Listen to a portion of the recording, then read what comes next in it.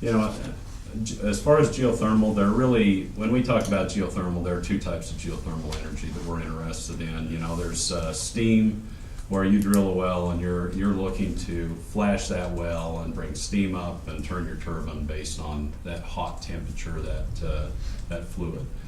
For the most part, I mean, we've looked at a few steam opportunities, but for the most part, CERC is interested in organic Rankine cycle, ORC geothermal generation, which just means we're looking for temperatures that are generally 250 degrees Fahrenheit up to 325 degrees Fahrenheit. And we'll go out, we'll drill wells. I'll tell you, just flat out, there's high risk in greenfield development in geothermal, where you go out and you listen to a geologist, and the geologist says, you drill 3,000 feet here, you're going to get 280 degree water. And the thing that happens is you go out, my experience has been, of course, I'm a utility guy, and I don't like the risk, but you go out, you drill 3,000 feet, and there's absolutely no water, and the geologist's answer is always, we'll just drill deeper. And when you have a rig that's sitting on that hole that's costing you $50,000 a day, the thing you want to know is, well, how much deeper, how much longer, and a lot of times you end up with dry holes. That's the downside in the industry is, you're looking for production wells that generally are going to be within 1,000 gallons per minute that come into your plant. And so anyway, that's kind of the basis of the industry. So we're interested in low temperature geothermal, and I'm here specifically to talk about a Soda Lake geothermal plant that is located just out of Fallon, Nevada. And I've had the opportunity to talk to several UAMPS customers, talk to UAMPS, had the opportunity, really, I mentioned to Jason that I talked to UAMPS, and he was kind enough to say, well, why don't you come talk to me about your project? So I had the opportunity to go over it with Jason. And as I mentioned, CERC, just a little bit of background to try to give you a little comfort on us. We're a privately owned company. We're a renewable energy developer that focuses on geothermal. We're headquartered in Salt Lake City, have 64 employees. Most of those employees are at the 5 operating plants that we have throughout the West. And the plant's Thermos in Utah. It's down south of Milford. Lightning Dock, and I'll tell you, Thermal sells power to Anaheim. Lightning Dock's just across the border from Arizona and New Mexico. We have a power purchase agreement with Public Service New Mexico on that plant. We've got the 2 Soda Lake plants, and then we recently acquired Patua, which is about 12 miles west of the Soda Lake facilities. We're also developing some solar, but really when we look to develop solar, the thing that we do is we look to offset our parasitic loads in the well field, because you have these wells and you're drawing from anywhere from really 3,000 feet generally, we have some production wells that are 7,000 feet deep. And so you're pulling that brine out, and you have pumping loads, and so we occasionally put in solar to offset that parasitic load with the pumps. But Tenor Capital's our owner. Mentioned them. They're an investment house out of Manhattan, kind of where they are located. They are committed to renewables, which has been great for us, and they continue to put money into our company, which allows us to acquire struggling assets and continue to develop some assets, and so we've been able to continually build our portfolio. Page 3 we can kind of skip, and then that finally gets me to Soda Lake. Soda Lake is a project that came online in 1987, 89 time period. Really, it says 87, but I think that COD was 89. It has that plant was 87. The plant had 2 30-year PPAs with NV Energy, Sierra Pacific. It runs on ORMAT units. ORMAT's kind of the standard bearer of geothermal development as far as the technology. And Anyway, those units at this facility have become outdated, inefficient, and there's just better stuff on the market now. And so, what we're looking to do at Soda Lake is really to go in and we're going to retire Soda Lake 1 and Soda Lake 2. We're going to build a new ORMAT facility that is one plant that ties into the Ragtown substation, which is over in that area. And in the discussions that we've had with UAMPS has indicated that they can take delivery right at the Ragtown substation. And so it makes our interconnection process fairly easy. The great thing about this project, there's two things that I'll mention, is the risk in geothermal developments in the well field, just like I stated. This well field's been stable for 10 years. And so we have 6,000 gallons per minute, 325 degrees Fahrenheit. So we know exactly what we're going to get. And unlike wind and solar, this resource is considered a baseload resource. It's air cooled, so there is some volatility. We get a D-rate during the summertime, which is generally when utilities, especially in Utah, want the power. We recognize that. But we can minimize some of that with a solar add-on if we decide to go that direction. But it's highly predictable. We provide a schedule 48 hours in advance, and we generally are very close to delivering what we say we're going to deliver. And so there's little risk in the project. This next slide on page 6 really indicates why we want to do this. This slide, as I mentioned to Jason, I need to update it, but the lower lines indicate current output of this facility today. And you can see that it would be considered a, basically 6.8 megawatt plant. Initially, when we looked at doing this repower, we thought, okay, we can go out and get new equipment and get up to 12 megawatts net that we can deliver. And the thing that happened is, to our pleasant surprise, the thing after ORMAT came back, and we're going to actually, this will be a 20 megawatt facility. During the summertime, it ends up, being right around 12 to 15 megawatts. So it's a good facility that operates well. It's, so really what we're interested in doing is completing a repower, and we plan on that taking place, hopefully this plant will be online January 1 of 2018. We're a little bit flexible on the timing of that repower. The price on this, we're looking for a 20-year offtake agreement, and the price is at 7.3 cents per kilowatt hour, $73. We're looking for a 1% escalator, but I certainly think the escalator is negotiable. I've mentioned that to Jason. My boss would probably not be real thrilled with me telling you that, but I'm on video now saying that, so I'd be in trouble. But, the thing is, if you can look at the price and you can say, well, 73, these guys with natural gas in here, that 73 price does not compete with natural gas at all. But that's not the market we're in. The thing that we look for, this project provides renewable energy credits. We believe, I believe that even in Utah, that utilities need to start being much more progressive in portfolio management and diversification. There's a definite desire within communities for a renewable product, and a desire to know that the utilities buying a product that has renewable energy credits that can be retired. And so anyway, that's the pricing on it. Let's see if I hit anything on this. Most of these I think I've covered.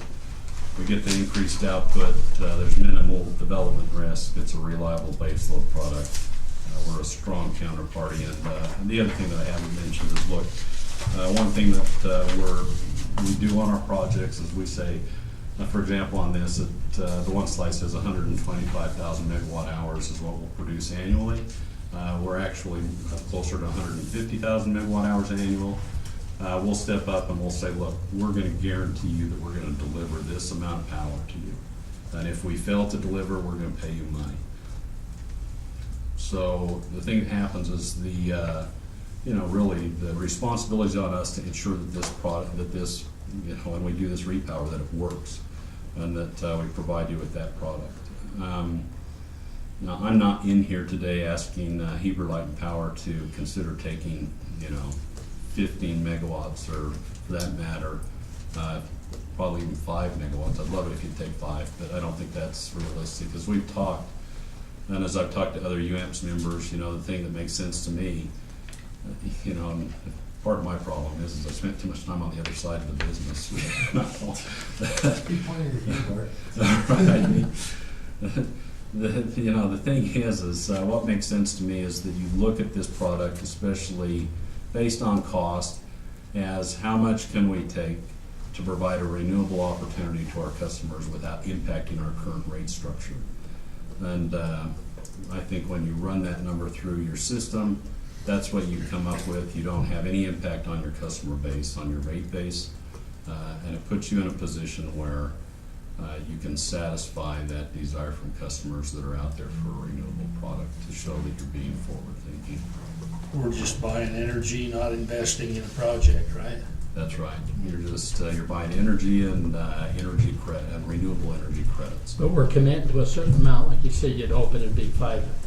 Yeah, I'd like 5, but I don't know that you can get to 5. I've talked to other UAMPS members. And the great news for me, this was a surprise to me. Look, we to have interest in Utah is a great thing from my perspective. And so far, I haven't met with all the UAMPS members, but I've met with Lehigh a couple of times. I've met with Springville, Washington now. Going to meet with Murray. So far, I haven't been told no by anybody. And, so I think that there is interest, and I think that's a great thing for you. The project actually, where it's in Nevada, you can say, well, geez, this is a Nevada project, why aren't you looking at that? But I think that it provides portfolio diversification both in product and in location. So So that's another one of those things that you guys look at, say what's the need in our portfolio, figure it out, bring back some numbers and say this is, So our commitment to purchase X amount of power then gives them the revenue to go ahead and do your tuning of the plant. Right. We won't do anything until we have a commitment To know you got the money coming we got to the cover money it. coming back to cover it. Yeah. And we're on somewhat of a Deadline. yeah, we're on a short timeline. We're working on just being real upfront, we're working on a finance package that generally when we do these projects up to this point, we've had takeout financing on individual projects. So each of these 5 plants, has some financial partner. We're actually rolling all this in under Prudential umbrella. And so Prudential will provide the financing for this project and all the existing projects that we have. They're anxious for us to sign, and and we're anxious to sign as well. So I'm under a little bit of pressure. I've been on the road in Utah a little bit more than I normally would like, even though I love the state. But but anyway, that's where we're at. So are there any other questions that I can answer regarding geothermal, the industry? I'll be happy to talk about the industry. Drive you nuts about that. What kind of timeline are we looking like? 30 days, 60 days? Yeah, would like a commitment, would like some sort of commitment, certainly before the end of June. And that's actually, for utility speak, that's pretty fast. Yeah. Yeah. But these guys know our portfolio really well, and they would know what. And you'll know, look, this isn't, Yeah. this will sound like I'm in here, even though I'm in sales mode today, this will sound like I'm, kissing up, but I have had the opportunity to talk to, a lot of utilities in the state, and I can basically tell you, look, you got a great utility. We do. These, what kind of a short, well, and I'm not asking this part of this, just I guess from my own personal interest. These geothermal, your water source, is that pretty stable? Does earthquakes tend to, if you had potential to where you lose that, Generally earthquakes don't, I mean, you're deep enough or whatever? what we do, what a geologist does when he goes out there, or the wellfield resource engineer, they're actually looking for fractures. Mhm. Okay, and they try to hit that fracture. And it's actually, for a utility guy, it's pretty interesting stuff to me, because if they do it right, you hit the fracture, you have a production well. And then they'll figure out where that fracture, where the flow is on the fracture, and then the thing they'll do is you'll have an injection well that, is a distance away, anywhere from a quarter mile to a mile. And you'll re-inject into that fracture. And that water will come right back down, heat back up to 325, and you shoot it right back up. And then you use the same water, is that kind That's of a the- recycle thing? That's the hope, is you've That's created a amazing. closed loop system. That's what you want. Hence You have renewable that- energy. Yeah, you can hopefully create a closed loop. Now, the thing that on this plant, you have they call it a working fluid, but look, it's a refrigerant, isopentane, it's another one that you use. And so what you do is you pull that resource up at, say, 325, you take it into a heat exchanger, and you try to extract as much energy out of that water as you can, which means you're drawing down the temperature, and you're taking that fluid that's in the exchanger, the working fluid, which has a flash point of, say, 57 degrees Fahrenheit. You flash that fluid, it goes up, spins the turbine with fans, you recondense it, you put it back in the chamber to go through that whole process again. And so, Pretty amazing. Bernanke with Ormat, he developed, I think he was the one that pretty much kind of came up with this system. I look at it, and it's pretty amazing the way that they do it. It's a great product.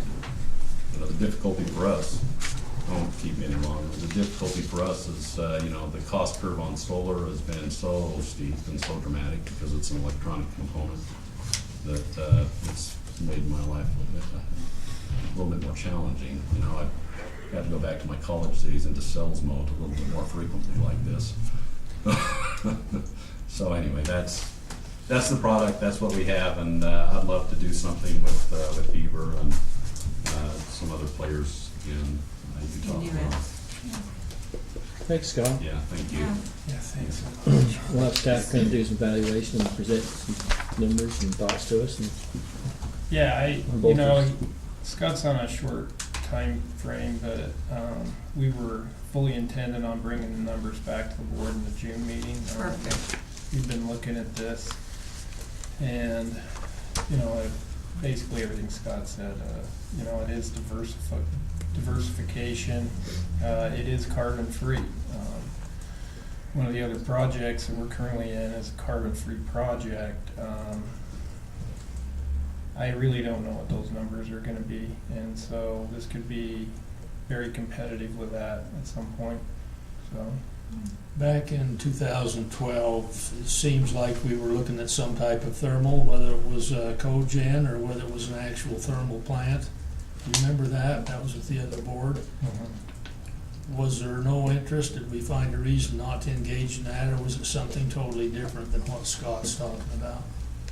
No, it literally just got watered down too much within the UAMPS group. I think you're talking about the VAO project with UAMPS, Okay. and Scott's very familiar with that one too. It's using the same technology or the same type of technology. But, I think they got that 6 megawatts or something, and by the time everybody was in on it, our portion was like 200 kW, and it's like, is it worth going through all of this for a couple hundred kW? So that's not what we're talking about here. I think he's got more than what we need currently. And so I don't think it's gonna get watered down if we go this direction. Just one other thing that I just thought of that I brought up with Lehigh. Jason's heard some of this, but not all of it. Look, we one of the good things about Circ Energy and the power purchase agreements we do is we, generally we're dealing with a larger utility, but we partner with that community with that utility. And, one of the things that we discussed with Lehigh is, look, we don't want to create something that, a demand or anything that you don't want, but we would work with Heber. I don't know what kind of funding we'd be looking at, but if you went with this, whatever the number is, I think that would be more than willing to put some funding in annually to, put this out, advertising, tell people they can subscribe, however you want to structure this. We would be willing to support it, in pretty creative ways. And so that's another thing that we would push out there as well, and not to try it, for this in my hometown. If you want to do that, that's one thing that I'd push my company pretty hard for. Thank you. Thanks a lot. Yeah. Next, we have our general manager's report, and Jason. Okay, on streetlights, I met with Tony Kohler on their code changes that they're talking about, and we also discussed streetlights. And one of the things that Tony and I discussed was the problems that the power company is having, ongoing problems with street lighting, and coming to some consensus within our service territory of a street light that developers could pick and choose. Currently, we have Wasatch County, Heber City, Midway, all kind of letting developers do different things with streetlights. And I was wondering if it would be something that we could do to come to your councils and propose a unification of that streetlight ordinance of, we're not trying to touch your main streets or places where lighting really matters to your planners, but I'm talking just the next development, putting in basically streetlights that match so that we're not stocking so many different streetlight parts and having to maintain so many different streetlights, and we can really police that they're energy efficient and that they're being installed correctly, and all these problems that we keep having. So So you'd have more than one choice? we would. Kind of. They'd all be dark sky compliant, but they would be basically 3 lights that those developers could pick from. Do you need to work, or maybe you have you talked to Doug, our planning department? You said you talked to Tony. I have. I've spoken with Doug many times about it. Okay. Have you talked to But I mean, him? I guess that's where it starts, probably in all jurisdictions with the planning, whatever's in the code. Yeah. Tony was open to it. Where Tony was, I don't really want you guys dictating what we can do in these areas, which is completely understandable. We're not asking that. We're just asking the next development, these are the streetlights from this point forward that you get to pick from, so. And Well, I said think if you can 3. put together a cost of what it's costing us now, because we've got such a variety, and what the benefits and what the cost would be if we have these 3, these are what they are to the savings to the company, I the can tell you customer. what that cost is. So We write it off. It was about $75,000 last year. yeah, but that's what I'm saying. So I think if you can bring that, come to the council, our council would probably say, hey, work with Michael to come up with something, and we'll bring back a code text amendment to say this is what it has to be. Okay. With regard to street lights, Midway's got a certain type, Heber's got a certain type. I'm talking the Main Street. We may not be able to change the fixtures, but can we standardize the light that goes in the fixtures? Or is that too much of a retrofit?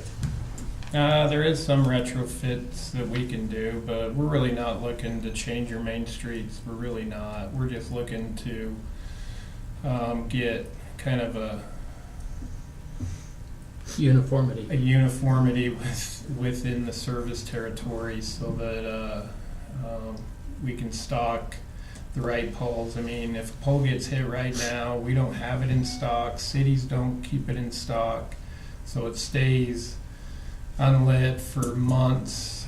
And then people get to where And they then- like that, and you put a light Exactly. in, and they hate it, Yeah. and they shoot it out, and so, yeah, Well, you guys, I know all of that. I guess I know we've talked a couple of times in different developments have come in and that, and talked about, I know ours has all gone dark sky compliant. We thought mostly about that on how we wanted that to be, but I And guess I everybody pretty thought much the has. HOA or the development was responsible to maintain those. No.